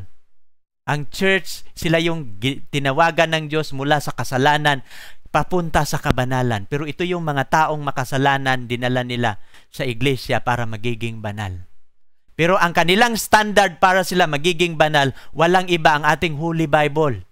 Ang kautusan ng Diyos, ito yung katotohanan na magbabanal sa iglesia.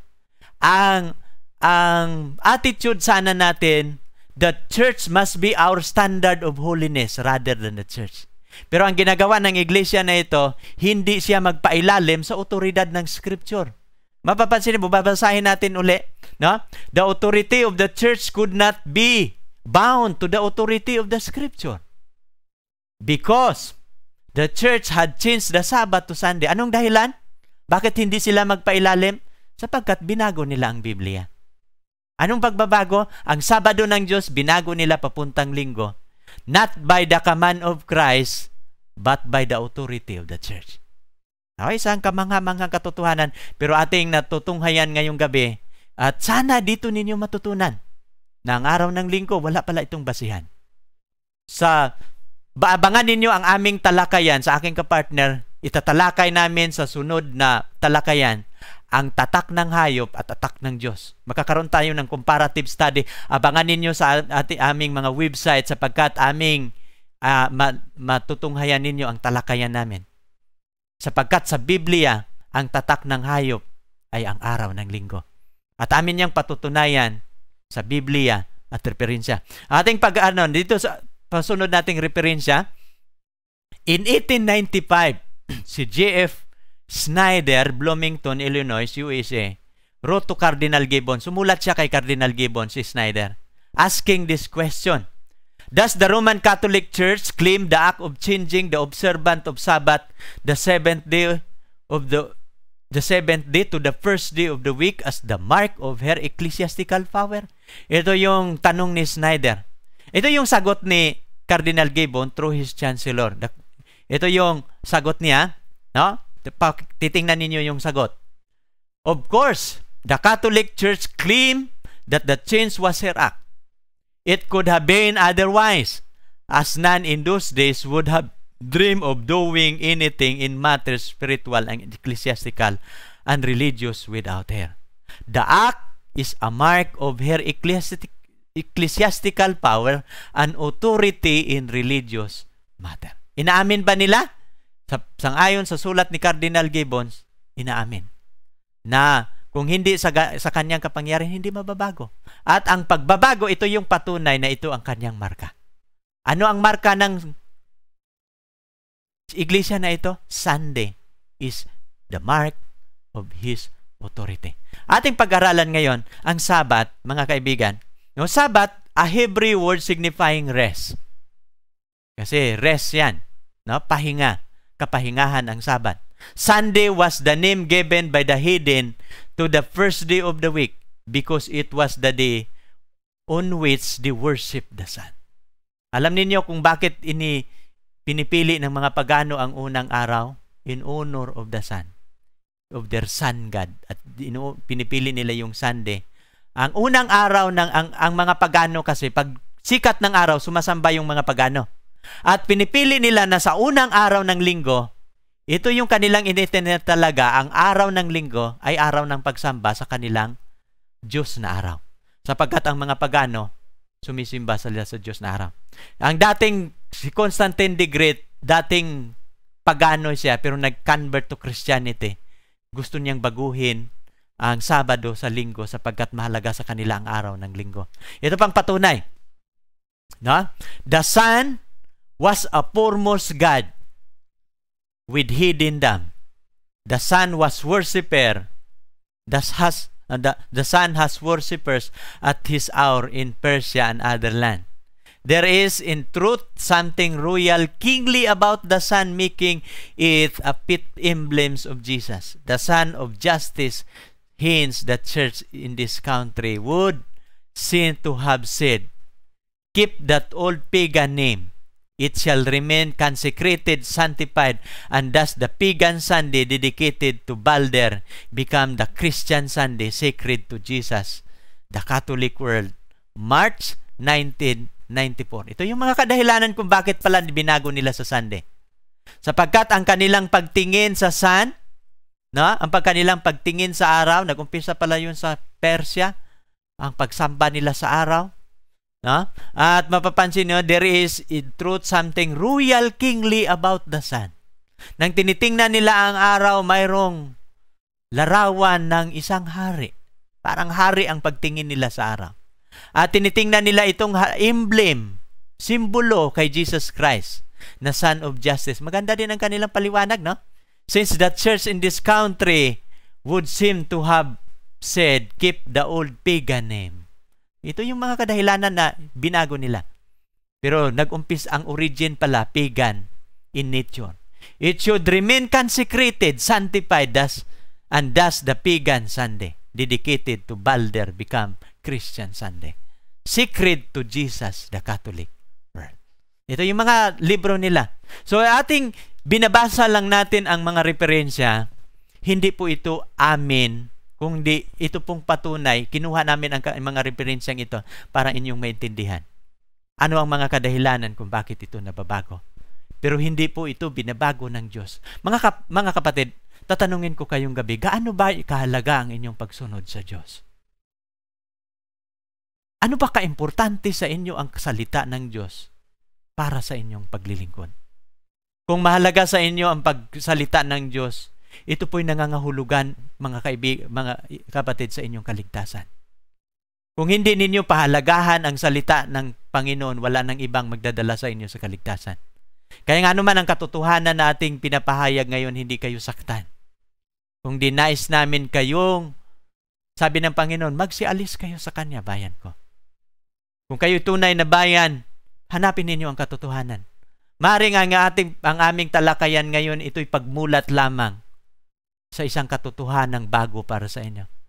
Pero nagnanais kami na inyong saliksikin ang malalim na pagsaliksik upang malaman ninyo ang katotohanan. Dito tayo, dalawa na lang tanong ang ating tatalakayin ngayong gabi at magtatapos tayo.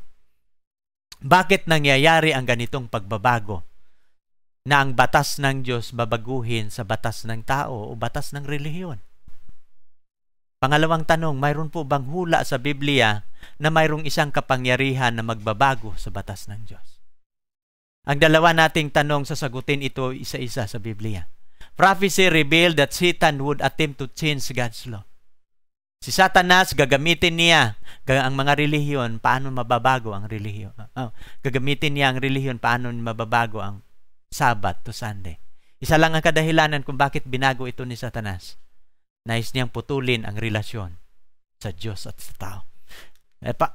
Saan ba natin mababasa na mayroong kapangyarihan na magbabago sa batas ng Diyos? Mababasa natin ito sa Daniel 7:25. At siya ay nagbabadya ng mga salita laban sa kataas-taasan at lilipulin niya ang mga banal ng kataas-taasan. At kanyang iisiping babaguhin ang panahon at kautusan. At sila'y mga bibigay sa kanyang kamay hanggang sa isang panahon, mga panahon at kalahati ng panahon. Kapag babasahin ninyo itong talatang ito, mayroong titingnan ninyo yung background sa chapter 7 ng Daniel. Ito po'y isang kapangyarihan na lumalabas mula sa pagan Rome. No? Mamaya ating ipapaliwanag yan. At itong maliliit na sungay, sapagkat ang kapangyarihan ito, maliit na sungay, lumabas galing sa 10 sungay. At siya po'y nagsasalita laban sa kataas-taasan. Bakit nagsasalita siya sa laban sa kataas-taasan? Pertaining spiritual matters ang kanyang atake. Lilipulin niya ang mga banal ng Diyos. At kanyang isiping baguhin ang panahon at kautusan. Ano ba itong panahon at kautusan? Itong Sabbath and God's law. Ang Sabado, ito po yung mga panahon na hiningi ng Diyos sa tao na ipangilin. Pero babaguhin niya yan from Sabbath to Sunday. At yung kautusan na ang Sabat nasa ika-4 na utos, binago niya, nilagay niya sa ika-3 utos. Ang ika-2 utos, inalis niya, at ang ika-10 utos, hinati niya sa 2. Ito po yung pagbabago na kanyang ginagawa. At ang kapangyarihan nito, ano yung ating natutunan? He think to change times and laws. Babaguhin, he think to change, kapagkat hindi niya mababago. Mayroon pa ring bayan ng Diyos na mananatiling mangingilin sa kanyang mga kautusan. Ating kilalanin itong kapangyarihan na binabanggit ni Daniel. Katulad din ito sa kapangyarihan na binabanggit ni Apostol Pablo. Kapag ating babasahin ang sulat ni Apostol Pablo sa 2 Tesalonica 2:3, ito po yung nakasulat. Huwag kayong padaya sa kanino man, sa anumang paraan. Ano nang gagawin daw natin? Huwag kayong padaya. Sapagkat ito'y hindi darating maliban dumating muna ang pagtaliwakas. At mahayag ang taong makasalanan ang anak ng kapahamakan na sumasalangsang, nagmamataas laban sa lahat na tinatawag na Diyos at sumasauso na samba. Ano pat siya'y nauupo sa templo ng Diyos at siya'y nagtatanyag sa kanyang sarili na tulad sa Diyos. Alin sa kapangyarihan ngayon na religious power, religious and political power na mayroong kapangyarihan na tinatanyag niya ang kanyang sarili na tulad sa Diyos. Na sinabi niya, mayroon siyang kapangyarihan magpatawad ng kasalanan ng makasalanan, humingi ng tawad sa kanya. At siya ay magpapatawad sa mga nagkakasala. Siya po'y nakaupo sa templo ng Diyos at tinatanyag niya ang kanyang sarili na tulad ng Diyos. Alam niyo, mayroon siyang sombrero dati, ngayon hindi na niya ginagamit. At yung sombrero niya mayroong sulat, Vicarius Pilae. Ang ibig sabihin niya, Vicar of the Son of God here on earth. Siya ang ibig sabihin ng Vicarius Pilae. Siya po'y kahalili ng Diyos sa lupa. Pero mangyayari ba ng Diyos mayroong kahalili? Hindi yan totoo, kaibigan. Sino ang kapangyarihang ito? Atin itong mamaya ating pag-aralan. Atin po munang unawain. Bibigay ko sa inyo ang background kung bakit sinusulat ito sa Daniel 7:25. No, ating unawain ang aklat ng Daniel, ang simpleng paraan. No? Ano ba itong aklat ng Daniel? Alam niyo, pagbabasahin ninyo yung aklat ng Daniel, mahirap po ninyo maunawaan sapagkat mostly sa mga sulat, mga chapter ng aklat ng Daniel, nakasulat ito sa pamamagitan ng mga simbolo. At kung hindi mo pag-aralan ang mga simbolo, hindi mo ma-interpret ang tamang kahulugan. For example, dito sa ating pag-aralan ang Bible prophecy symbol, kapag magbabanggit ang Biblia ng tubig o dagat, ito po yung nagsimbolo ng mga tao. Ito po yung pag-unveil sa prophecy, sa symbols, mababasa po natin yan sa Revelation 17:15. Kapag magbabanggit ang Biblia na hangin, ang kahulugan po niyan ay digmaan o paglusob o God's judgment. Mababasa po natin yan sa Jeremias. Marami pang mga talata, ang importante ko lang binabanggit ngayon. Pero kung gusto ninyong makuha ang lahat sa mga talata sa Bible symbolism, siguro ilalagay namin sa mga website at sa mga susunod naming talakayan, matutunan ninyo mga Bible symbolism. No, sa Jeremiah 49:36 at saka 37. Ang hangin, ito po yung mga gera. Kapag magbabanggit ang Biblia ng aklat ng Daniel ng hayop, ito po'y tumutukoy sa mga kaharian o mga hari. Kapag magbabanggit po siya ng sungay, nabasa natin yung 7:17, sa 7:24, kapag magbabanggit ang Biblia ng sungay, ito po'y nagbabanggit din ng kaharian at mga hari.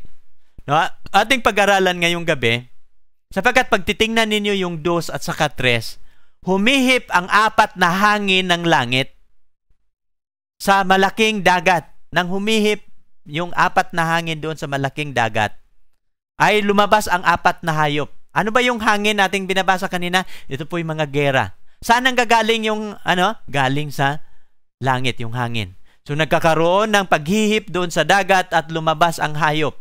Anong hayop ang lumabas? Kagating babasahin yung chapter 11, mabibilisin lang natin ito sapagkat ang aming ipapaliwanag dito yung sungay. Kasi siya yung nagbabago sa kautusan. No, ang unang lumabas yung hayop ay ang leon na may 2 pakpak. At ang pangalawang hayop, kasunod na lumabas doon sa leon, ay ang uso na mayroon siyang kinagat na 3 tadyang. Ito po yung mga kaharian. At ang pangatlo ay ang leopardo na mayroong 4 na ulo at 4 na pakpak. At ang pang-4 na kaharian, ito yung tinatawag ni Daniel na terribling hayop. Hindi niya mapapaliwanag ang pangalan, pero ang kanyang description, mayroon siyang 10 sungay, no? At mayroong mga ngipin na bakal. No, ano ba itong mga ito? Sa kasaysayan, kasi ang prophecy, mapupulpil ito sa history. Ang hula sa Biblia, mapapatunayan yan sa kasaysayan. So, nang nagkakaroon ng gera sa kapanahunan ni Daniel, nagkakaroon ng mga empire. Kaya naman, ano bang kahulugan nitong leon na mayroong 2 pakpak? Nung dahilan sa malaking mga gera sa kapanahunan ni Daniel, lumabas ang mga malalaking imperyo sa sanlibutan. No? Ito yung mga malalaking kaharian na namamahala, namumuno sa buong sanlibutan. Ano itong leon? Ano bang sinisimboluhan? Ano bang kaharian ito? Ito yung Babylonian Empire. At ang Babylonian Empire, nag-umpisa ang kanyang paghahari sa 605, natatapos ito sa 538. Ang pagbilang ng panahon noon, before Christ, mula pataas, pababa sa BC. No?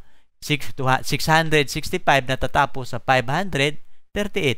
At ang kasunod na bumangon na imperyo pagkatapos sa Babylonia ay ang Medo-Persia. Ang Babylonia noon, yun yung Iraq noon. Ang Medo-Persia ngayon, ito yung Iran.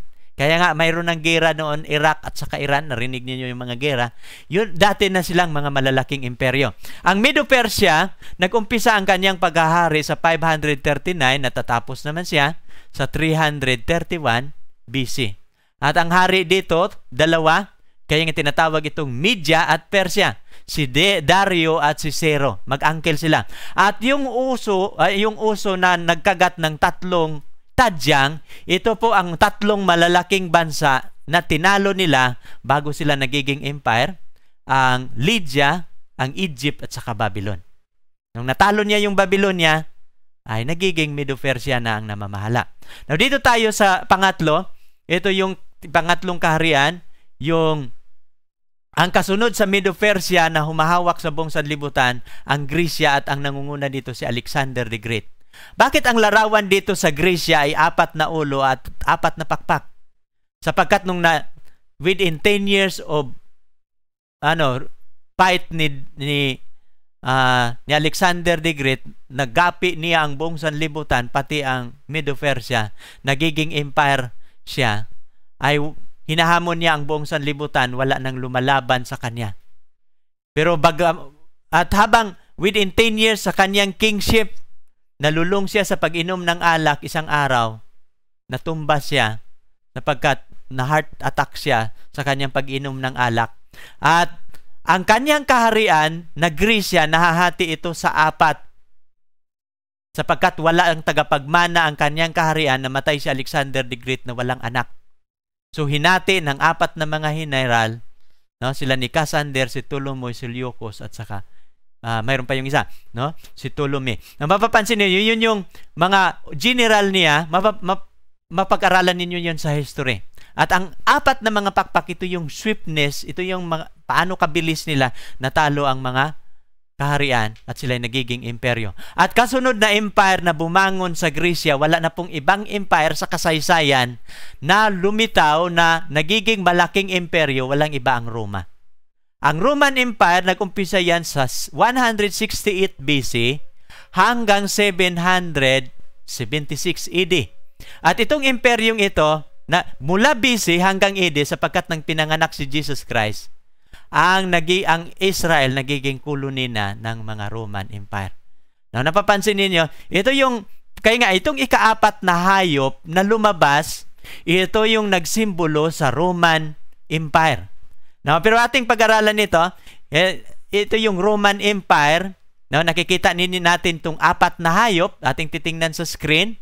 Ito ang Babylon, Medo-Persia, Grisya, at saka Rome.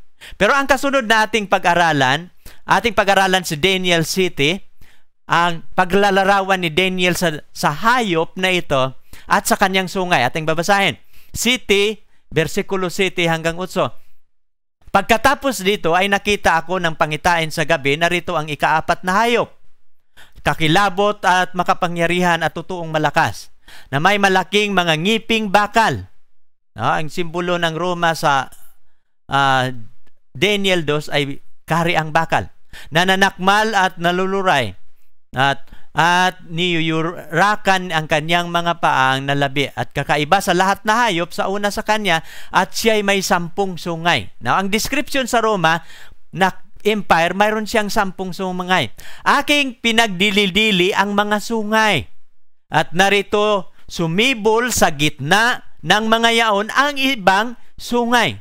Isang munti sa harap niyaon ay 3 sa mga unang sungay ang nabunot ng mga ugat at narito sa sungay na ito ay may mga mata na parang mata ng tao at isang bibig na nagsasalita ng dakilang bagay.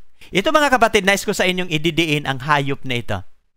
Nang pagpapansinin ninyo sa sulat ni Daniel, ang nakakuha sa kanyang pansin ang hayop na ito sapagkat kakaiba, terrible na hayop pero mayroong 10 sungay at binabanggit sa nang tiningnan niya ang sungay, 10 yun, mayroong lumabas na bagong sungay nang nanggagaling sa 10 at yung 3 dati na sungay, natanggal yung 3 ang natanggal, 7 na lang ang natira, yung isang sungay na maliit, nagiging 8 sungay. Ating pag-aralan ito mga kapatid.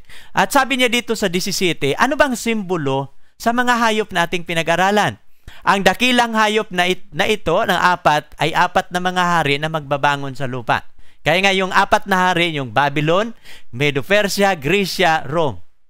Pero dito tayo ating pag-aralan, anong simbolo noong sungay after Roman Empire? No? Ang Roman Empire, mababago, ito yung pagbabago from Roman Empire na magiging divided kingdom of Europe. Ating pag-aralan ito. At kailan ito nababago? Ito po ang tala sa 476, ang dating pagan Rome, kanyang sinusurrender ito. Na nagiging itong Christian Rome at mamaya ating pag-aralan sa 476 na di-divide ito. At ito ating babasahin itong 24 tungkol sa maliit na sungay at tungkol sa 10 sungay. Mula sa kahariang ito ay 10 hari ang magbabangon at isa'y babangon kasunod nila. Kasunod sa 10, mayroong isa pang babangon na siyang magiging kakaiba kaysa una ng kanyang ibabagsak ang 3 hari. Now, ating pag-aralan, nakikita ninyo ang 3 sungay, bababagsak, pagbabangon yung maliit na sungay. Ating titingnan ulit sa screen ang sungay nitong itong hayop nating napag-aralan. Ang hayop, ito yung Roman Empire. Pero itong 10 sungay, ito yung 10 na magiging hati, ang Roman Empire magiging hati ito sa 10. At itong maliit na sungay na babangon, ito yung sinusulat niya sa 25, siya ay magbabadya ng salita laban sa kataas-taasan. Ang kanyang atake hindi political but religious. Lilipulin niya ang mga banal ng kataas-taasan at kanyang isiping baguhin ang mga panahon at kautusan at siya ay mga bibigay sa kanyang kamay hanggang sa isang panahon, mga panahon at kalahati ng panahon. Ating titingnan ngayon, ano bang sinisimboluhan ng mga kaharian yung 10 sungay? Ang 10 sungay ay ito sa kasaysayan. Ito yung titingnan natin sa screen, ang 10 mga bansa na bumangon after the Roman Empire. At ito niyon ngayon yung European, ang Western Europe, ang mga bansa, ito yung dating Old English, ang Alemanay, ito yung Germany ngayon. Isa sa mga sungay yan doon sa Roman Empire. Ang Burgundians, ito yung Switzerland ngayon. Ang Franks, ito yung Pransya. Ang Lombard, ito yung Italy. Ang Saxon, ito yung England. Ang Suebi, ito yung Portugal. Ang Visigoths, ito yung Spain. At yung 3, ang Heruli, Vandal at Ostrogoth, na-erase ito sa kasaysayan sapagkat nang subibol ang Vatican of Rome. Tandaan niyo, nang lumabas sa Italy ang Vatican of Rome, kaya nga ang Vatican of Rome tinatawag niyan a city within a city sapagkat mayroon ng kaharian ang Italy, pero sa loob ng Italy mayroong maliliit na sumibol na isang sungay. At ito yung binabanggit sa aklat ng Daniel, nang sumibol ang maliit na sungay na ito, ay nabagsak ang tatlong sungay. Ano itong tatlong sungay ang bumagsak? Ito yung Heruli, ang Vandals at saka Ostrogoth. Hindi na ito nag-exist ngayon. Bakit? Sa anong kadahilanan? Nang sumibol ang Vatican of Rome, ang lahat na 10 sungay nagpailalim sa kanyang kapangyarihan. Kasi yung 10 ang kanilang power, political power. Pero nung sumibol ang Vatican of Rome, iba ang kanyang kapangyarihan sa kasama niyang mga sungay. Kasi ang kanyang kapangyarihan, religio and political power. Kakaiba siya. At lahat ng mga sungay nagpailalim sa kanyang kapangyarihan, pero mayroong 3 na hindi magpapailalim, at ito yung mga Aryan religion. Pag-aralan ninyo, i-research ninyo yung mga reliyon ng mga Aryan, at sila yung hindi magpailalim sa kapangyarihan, at ito yung dahilan na ang isang emperador sa Roma, nagbigay siya ng kasundaluhan sa Papa ng Roma at nilusob ang 3 mga bansa na hindi nagpailalim sa kanyang kapangyarihan. At dito, namamayagpag ang Roma at binigay ang dating pagan Rome, nagiging papal Rome. Kaya nga, sabi niya dito, and there in this horn were eyes like an eyes of a man, and mouth speaking pompous word. Kakaiba ang kanyang mga sinasabi. Nagsalita siya ng blasphemy. He shall be different from the first one, and shall subdue 3 kings. Kakaiba siya. Bakit? Ang dating mga sungay na sumibol, binagsak niya. Mas makapangyarihan siya kahit siya'y maliit na sungay. Mapapansin ninyo, mayroong 5 pag-aaral tayo. I-review natin itong maliit na sungay. Itong Vatican of Rome. Aros among the 10 horn. Itong Vatican of Rome, lumabas siya kasunod sa 10 sungay. Nung nagkakaroon na ng division of Roman Empire unto 10 kingdoms, hindi siya kasabay na sumibol, kundi kasunod siya na sumibol. Sabi niya, Aros, after the 10 horn, after the Roman breakup. Different from the 10 horn, not just political power, but religious. Malinaw yan. Pang-4, displays 3 kingdoms ability to make war. And eyes like a man, symbols of human wisdom or intelligence. Nakukuha ninyo? Ating pinag-aralan, ating kinikilala sino ang hayop na ito. Siya ay nagbabadya laban sa kataas-taasan. Ang kapangyarihang ito yung sinasabi ng Biblia, na kapag lalabas ang kapangyarihang ito, siya yung nagbabadya na laban sa kataas-taasan, lilipulin niya ang banal ng kataas-taasan, pinatay niya ang mga banal. At kanyang isiping baguhin ang mga panahon at ang kautusan. At ating napag-aralan, sinong kapangyarihan ang nagbabago? Ang Catholic Church of Rome. Mapapansin ninyo, ang pangalan lang itself, the name itself of the church is from Rome. Ang dating pagan Rome, dala-dala niya, Catholic Church of Rome.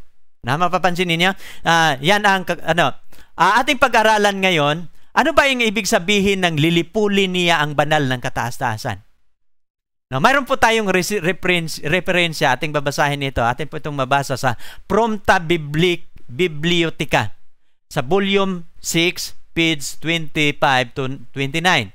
Ito yung nakasulat, nang lumabas ang kapangyarihan ng papal supremacy, yung papal power of Rome, sabi niya, this is a picture of relentless persecution. It is conservatively estimated that during the Middle Ages, 50 million martyrs were put to death by the papal swords. The Inquisition was both the creation and tool of papal power for exterminating heretics. Alam niyo yung nagiging makapangyarihan itong Santo Papa sa Roma. Mayroon akong libro na nababasa. Ang dating Roma, siya ay pagan Rome. Pero nang nag-convert si Constantine doon sa Christian Rome, ang impluensya ni Constantino lumawak sa buong kaharian na wala nang naniniwala sa paganong paniniwala.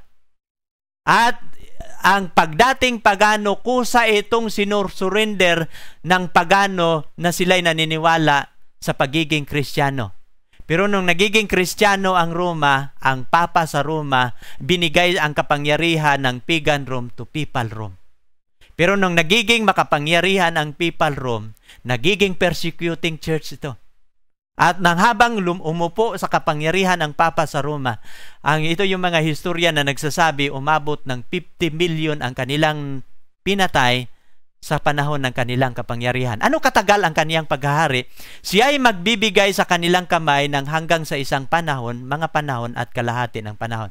Kung mayroon kayong NIV na version, yung mga footnote, pag mababasa ninyo yung 25, mayroong footnote doon sa baba.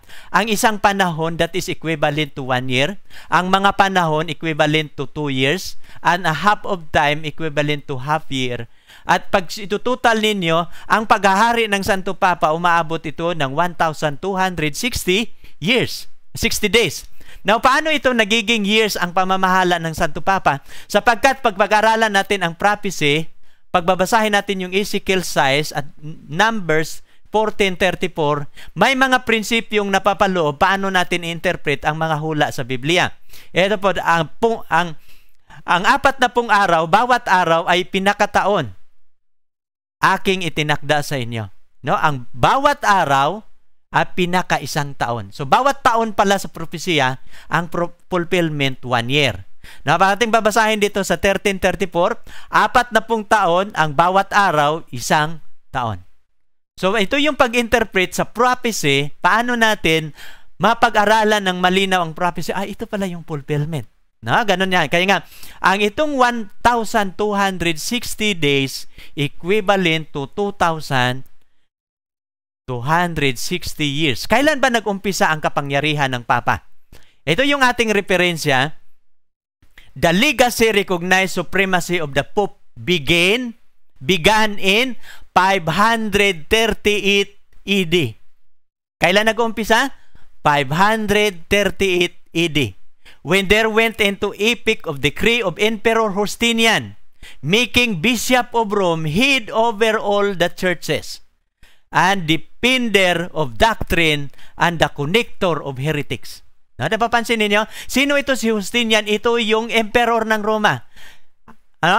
Ibinigay na ang imperyo ng Roma to the full power na epektibo noong 538 na siya na ang head over all the churches.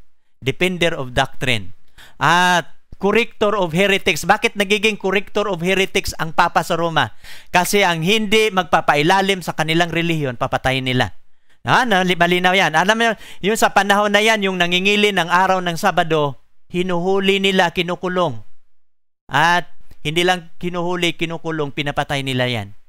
Nagkakaroon ng history of persecution. At ang tala sa kasaysayang ito, tinatawag ito sa the dark ages of history. No? Ito yung middle ages the dark ages of history. Bakit? Nang umupo ang Santo Papa sa Roma, milyon-milyon ka mga tao ang pinatay. Na walang awa. Anong kadahilanan? To eradicate heretics. The Inquisition of heretics. Pagbabasahin ninyo yung Inquisition, yan yung kasaysayan paano nila pinapatay ang mga Christian. Sino yung mga Christian? Yung nangingili ng Sabado. Pinatay nila nung diniklara nila ang linggo na opisyal ng pagsamba. No? And I saw one of this head, and it shall had been mortality wounded. Nasugatan ito, pero naggumaling yan. Kailan ba nasugatan ang hayop na ito? Ay sa 1798. Mamaya ating pag-aralan. No, ano ba itong nangyayari sa 1798? In 1798, the Berthier made his entrance unto Rome, abolished the papal government, and established a secular one, the Encyclopedia Americana, 1941. Ito yung referensya natin. Kailan naghinto ang kapangyarihan ng Papa? 1798. At ang Papa sa kapanahonan noon, si Pope Pius VI. Bakit dinakip ito ni General Berthier sa utos ni Napoleon Bonaparte? Sapagkat ang paniniwala ni Napoleon Bonaparte, mangyayari na magiging ma-unite niya ang Europe at gusto niya itong angkinin ang buong Europe na magiging siya ang magiging leader. Pero yung kanyang Declaration of Independence, kasi lahat ng mga kaharian o mga sungay sa Europe nagpailalim sa Papa, nag-declare siya ng independence, at yung independence na declaration niya, isang kadahilanan na hindi niya ma-unite ang Europe kapag mayroong Papa sa Roma. Kaya inutusan niya si General Berthier na hulihin ang Papa sa Roma, dinala, kinulong, at sa taon na yan, sa 1798, namatay si Pope Pius VI sa kulungan. At pagkatapos noon, wala nang Papa na nadideclare. At nung ang revolution ni Napoleon Bonaparte, naglas lang ito ng 3 years and a half, sa Rio River ay natatalo sila sa digmaan. At lumabas ang Amerika sa kanyang kapangyarihan, hindi sa pamamagitan ng gera, dinideklara niya ang freedom of religion. Ating babalikan, mga kaibigan, itong persecution na ginagawa ng maliit na sungay. Ating nababasa kanina na siya lilipulin niya ang banal ng kataas-taasan. Paano ba ito nangyayari? Itong arena ngayon ng Rome, makikita ninyo sa screen. Itong arena ngayon, mayroon pa itong rimin ngayon. Dito nila pinapatay ang mga Christian na nangingilid ng Sabat. Sa panahon ng gabi, ginagawa nilang posted, tinatali nila sa kahoy, at sinisindihan nila ang mga patay, mga tao na mga Christian buhay, at hanggang mamatay ang mga Katoliko ay nanunood sa kanila. Ito yung mga nangingili ng Sabat na sumusunod sa kautusan. At ang mga iba na mga Christian ay ipapakain nila sa leon. At tinitingnan nila at ang tawag sa kanila, sila yung mga heretics, sapagkat hindi sila naniniwala sa doktrina ng iglesia. At mayroon pa silang paraan sa pagpatay na kanilang tinatali, pinapana nila ito ng mga buhay hanggang mamatay. At mayroon pa silang ibang paraan na habang nakatali ito sa kahoy, kanilang binabatak ang kahoy na kanilang hatiin ang katawan. Ito yung pamamaraan, pero ito yung pinakamatinding paraan ng kanilang pagpatay. Makatingin ang kanilang kamag-anak na yung ama ng kanilang pamilya ay bubuksan nila ang tiyan, palabasin nila ang bituka, ipaikot nila hanggang mabubunot lahat ng bituka ng tao hanggang siya mamatay, na napanood ng kanilang mga anak at asawa. At kung sasabihin ng isang papatay na ayaw ko na, alam niyo yung mga sundalo nila, ang hawak dito crucifix lang. Tatanggapin lang nila ang doktrina ng Katoliko. At ito yung dahilan na ang mga Kastila pumupunta sa ating Pilipinas to Christianize Philippines sa pangunguna ni Ferdinand Magellan. At alam niyo kung bakit ang mga simbahan mayroong mga batingtingan sa panahon ng Kastila, sapagkat ang mga Pilipino noon, araw na magbatingting ang simbahan, kailangan lahat ng mga Pilipino pumupunta sa simbahan. Pag hindi sila pumupunta, latiguhin sila. Ito yung panahon ng Dark Ages, no? Panahon ng pamamahala ng Santo Papa sa Roma. Kaya nga, pero yung mga pare, may mga clergy sa Roma na nagprotesta dahil nang nabasa nila ang Biblia, katulad nila ni John Hus, ni John Wycliffe, ni Martin Luther. Sila po'y nagprotesta sapagkat nababasa nila na ang kautusan ng Diyos hindi mababago. Nababasa nila na the righteous shall live by faith. No, kaya nga sila po itong nangunguna sa pagprotesta. Kanilang pong pinoprotesta ang gawain ng simbahan sapagkat hindi po ito tama. Hindi po ito sang-ayon sa Diyos.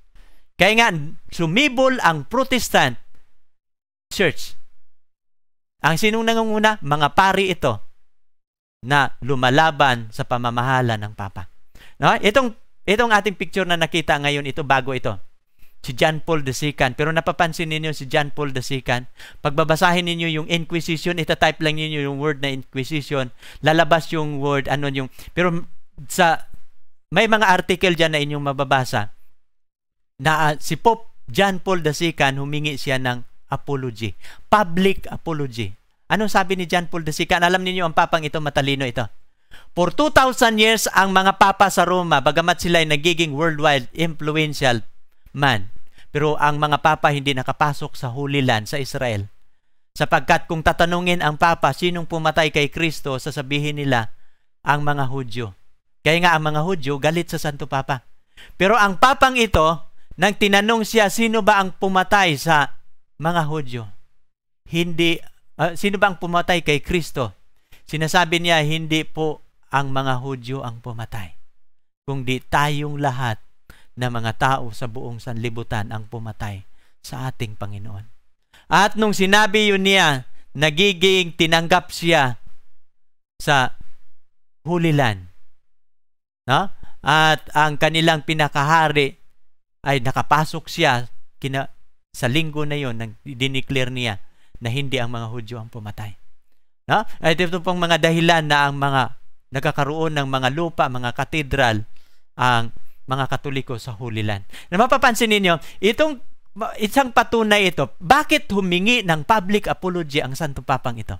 Sapagkat nalalaman niya na ang kasamahan niyang Papa, sila ang responsable sa milyon-milyon ka mga taong pinatay nila sa Dark Ages. Sa kasaysayan, mayroong 50 million na mga Christian ang kanilang pinatay. No? Sa Biblia, tanggapin kaya ito ng Panginoon ang ganitong uri ng pagsamba kahit wala sa kautusan? Ito po ang ating huling pag-aralan ngayon at ito po yung nakakalungkot. At itong sinasabi ng talata, ito po'y sinasabi sa bibig ng ating Panginoong Hesus. Sinasabi niya sa kanila, mabuti ang pagkahula ni Isaias tungkol sa inyo mapagpaimbabaw. Ayon sa nasusulat, ang bayang ito'y ginagalang ako ng kanilang mga labi, datapwat ang kanilang puso ay malayo sa akin. Datapwat walang kabuluhan ang pagsamba nila sa akin na nagtuturo ng kanilang pinakaaral ang mga utos ng mga tao. Nilisan ninyo ang utos ng Diyos at inyong pinanghahawakan ang salit-saling sabi ng mga tao. Ating babalikan ngayon mga kaibigan yung salita araw ng linggo. At ito yung nakakalungkot. Ako'y nalulungkot mga kapatid. Sapagkat nung sumibol ang Protestant churches, nag-umpisa na sana sila sa gawain ng katotohanan. Bakit nagprotesta sila sa gawain ng maling gawain ng Santo Papa? Pero alam ninyo, yung Sunday na binabago ng Santo Papa mula sa Sabado, ito yung nakakalungkot, tinanggap ito ng mga Protestant religion ngayon. Nakukuha ninyo? Ilan sa mga Protestante ngayon ang nangingili ng Sabat? None of them. Walang isa sa mga Protestante na nangingili ng Sabat. Maliban lang siguro sa Seventh-day Baptist. Pero napapansin ninyo mga kaibigan, mayroon bang kabuluhan kapag ang araw ng Sabado babaguhin natin ito sa linggo? Maraming mga nagsasabi, Brother John, hindi ba kahit linggo kami sumasamba, ang aming sinasamba ay Panginoon din naman? Hindi ba kami tatanggapin ng Diyos sa aming pagsamba? Maring sa isip mo tatanggapin ka. Pero paanong sinasabi ng talata na ating nababasa ngayon? Sabi ulitin natin ang talata para inyong mapakinggan. At sinabi niya sa kanila, sinong niya nagsabi? Si Jesus Christ ang nagsabi. Mabuti ang pagkahula ni Isaias tungkol sa inyo. May hula na si Isaias. Kayong mapagpaimbabaw ayon sa nasusulat. Ang bayang ito, iginagalang ako ng kanilang mga labi. Habang sumisimba ka sa araw ng linggo, sino ang iyong pinupuri? Ang Diyos. Datapwat ang kanilang puso ay malayo sa akin. Bakit? Datapwat walang kabuluhan ang pagsamba nila sa akin, na nagtuturo ng kanilang pinakaaral ang mga utos ng mga tao. Kaninong utos ang araw ng linggo? Ito ba'y utos ng Diyos o utos ng tao? Ito po'y utos ng tao. Nilisan ninyo ang utos ng Diyos at inyong pinanghahawakan ang salit-saling sabi ng mga tao. Ito po'y malinaw na talakayan ngayong gabi. Hindi ko alam kung anong mangyayari sa aming buhay sa hinaharap. Alam namin na mayroong mga batas na ipapasa ang ating Kongreso at ating Senado na bawal i-discriminate ang isang relihiyon. Pero po isa itong katotohanan mga kaibigan. At alam namin ang katotohanan ito. Ito'y gawain namin na aming ipapahayag sa inyo. Isa lang ang nais namin, kapatid, maligtas ka pagdating ng araw. Hatulan tayo ng Diyos sa pamamagitan ng kanyang kautusan. At marami sa mga tao sa buong sanlibutan, nilabag nila ang mahalagang kautusan ng Diyos. Ang Sabat na 7 araw sa Sanlinggo. Ating pag-aralan ngayon, 2 mangangaral ang tinutukoy dito sa Biblia. Ating pag-aralan itong 2 mangangaral. Ang unang mangangaral, ito po yung ang kanyang gawain, siya po'y nagsipagawa ng pagdahas sa kautusan. Ating babasahin ang Ezekiel 22:26. Ito po. Ang mga saserdote niyaon nagsipagawa ng pagdahas sa aking kautusan. Kaninong kautusan ang dinadahas niya? Kautusan ng Diyos. At nilapastangan ang aking mga banal na bagay. Sila'y hindi naglalagay sa pagkakaiba ng banal at karaniwan, kanila mang pinagmuni-muni ang marumi, ang mga tao sa marumi at malinis, at ikinubli ang kanilang mga mata sa araw ng Sabat, at ako'y nalapastangan sa gitna nila. Nagtuturo ba ang mga taong ito sa Sabat ng Panginoon? No, hindi. Ikinubli nila ang tamang Sabat ng Diyos. At sino itong mga taong ito? Ang mga saserdote niya. Ang mga pari niya nagsipagawa ng pagdahas. Hindi lang mga pari ang gumagawa ng pagdadahas sa kautusan ng Diyos. Pati ang mga pastor, karamihan sa mga pastor. May mga pastor na may mga anti-Sabat pastor na kapag mapakinggan nila yung word na Sabat, ay sasabihin na nila ang membro, wag kayong makinig sa aral ng Sabat. Aral ng demonyo yan. Pero hindi yan totoo, kaibigan. Maring ang nangingilin ng Sabat pinakamariit na grupo sa society. Pero ito po yung sinasabi ng Biblia na maliit na daan na kapag papasukan mo, patungo ito sa buhay. Ano naman ang isang mangangaral? Na kanina gumagawa ng pagdahas, nilapastangan ang Diyos at nilihim ang Sabat ng Panginoon. Pero yung pangalawang mangangaral, makukumpara mo ang dalawang mangangaral. Sino naman itong pangalawang mangangaral na sinugo ng Panginoon? At kanilang ituturo sa aking bayan ang pagkakaiba sa banal at ng karaniwan. Ipakilala nila sa kanila ang marumi at malinis. Kaya ang mga Seventh-day Adventist, mayroong turo sa marumi at malinis, hindi kami kumakain ng baboy.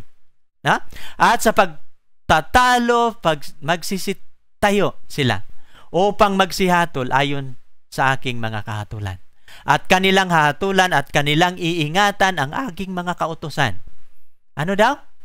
Ang kanina nagdahas sa kautusan, ngayon kanilang iingatan ang aking mga kautusan at ang aking mga palatuntunan sa lahat kong mga takdang kapistahan, at kanilang ipangilin ang aking mga Sabat. Na mapapansin ninyo, dalawang grupo lang, mga kaibigan, sa sanlibutan ito. Yung karamihan na tinakwil ang Sabat o isang mangangaral na nangingilin ng Sabat. Ngayong gabi, nagkakaroon na po tayo ng malinaw na kapahayagan. Nagawa na namin ang aming bahagi sa gawaing ito. Nalaman na ninyo ang lahat. Ito yung panghuli, kaibigan. Ito yung huli nating babasahin, mababasa natin sa Mateo 12:30. Ito po yung nakasulat, ito po yung sabi ng ating Panginoon. Ang hindi sumasa akin ay laban sa akin. Ang hindi nag-iimpok na kasama ko, nagsasambulat. Anong araw si Jesus Christ nangingilin nung siya ay nandito pa sa lupa? Sabado, kaibigan. Ano ang pangilin ng kanyang mga alagad? Araw ng Sabado. Ano ang pangilin mo ngayon sa iyong simbahan? Araw ng Linggo. Ito pong sinasabi ni Jesus, ang hindi sumasa akin, laban sa akin. Ang hindi nag-iimpok na kasama ko, nagsasambulat. Ito po'y katotohanan na whosoever against me. Ang hindi kasama ko ay kalaban ko. Pero ang hindi ko kasamang nag-iimpok, siya po'y nagsasambulat sapagkat nililigaw niya ang maraming mga tao. Ano ang iyong pasya ngayong gabi, kaibigan? Maring ngayon mo pa natutunan ang katotohanan ito. Pero ito isang katotohanan, pero pag nadama mo na ang aming talakayan ngayon, ang aming paliwanag ngayon ay nadadama mong galing ito sa Biblia at mayroong katotohanan, at ngayon mo lang ito naunawaan, hinihintay ka ng ating Panginoon. Nais ka bang lalapit sa Kanya at sasabihin mo, Panginoon, sa maraming mga taon ako'y nagtapat sa simbahang ito, pero ngayong gabi natutunan ko ang isang katotohanan. Ngayong gabi, aking natutunan na ako pala'y naligaw sa maraming mga taon ng aking buhay at ngayon gusto kong magpasimula sa bagong pasimula sa paglilingkod. At kung ito ang iyong pasya, kaibigan, nais kitang ipanalangin, nais kitang dadalhin sa harapan ng Panginoon sapagkat ito'y nangungulugan na iyong bagong tuklas na katotohanan, ito po'y magdadala sa iyo sa malalim na relasyon sa iyong Diyos. Sapagkat ang Sabat na aming tinuturo sa iyo, ito po'y magdadala sa iyo sa tunay na pagkakilala sa iyong manlalalang at iyong tagapagligtas. Ito po ang ating panalangin. Dakila naming Diyos, kami po'y nagpapasalamat, Ama, sa katotohanan na aming pinapahayag sa madla. Isang katotohanan na nagiging lihim ng maraming mga taon. Pero nagpapasalamat kami na sa pamamagitan ng media production ministry. Aming ibibigay sa kanila ang katotohanan ito na libre makarating sa bawat tahanan na naghahanap ng katotohanan. Aming hinihiling, Ama, na inyong patnubayan ang lahat naming mga ministeryong ito. Sa lahat ng mga tahanan, sa lahat ng mga tao na maabot sa aming mga DVD na ipamimigay na libre. Hinihiling namin, Ama, ang inyong mga pangangasiwa. Pangungunahan ninyo ang mga anak ninyo na dadalhin ninyo sa inyong kaharian. Aming hinihiling, Ama, ang inyong pangangasiwa sa kanilang buhay na inyong tulungan sila, na kanilang maabot, malaman ang katotohanan, at turuan ninyo sila na kanilang madama ang inyong panawagan, ang kaninyong pagmamahal, na ang dahilan kung bakit mayroong ministry na ganito, sa isang kadahilanan na nais ninyo na maabot ang kanilang buhay, na sila po'y maglilingkod ng tamang paglilingkod sa inyong harapan. Maraming salamat, Ama, at alam namin na lahat naming mga kahilingan inyong binigyan ng katugunan sapagkat ito po'y aming hiniling sa pangalan ng aming Panginoong Hesus. Amen.